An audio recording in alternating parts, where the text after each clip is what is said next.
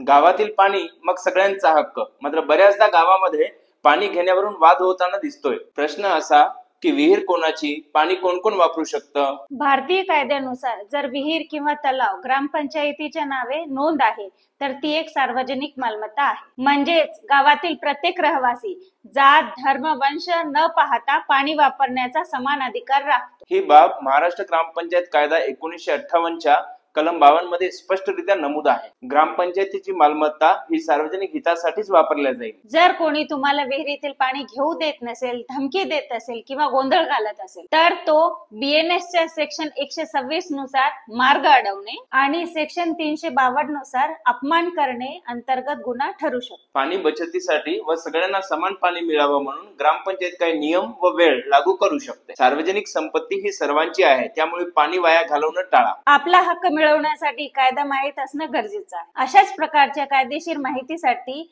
व्हिडिओला लाईक आणि शेअर करा आणि चॅनलला सबस्क्राईब करा.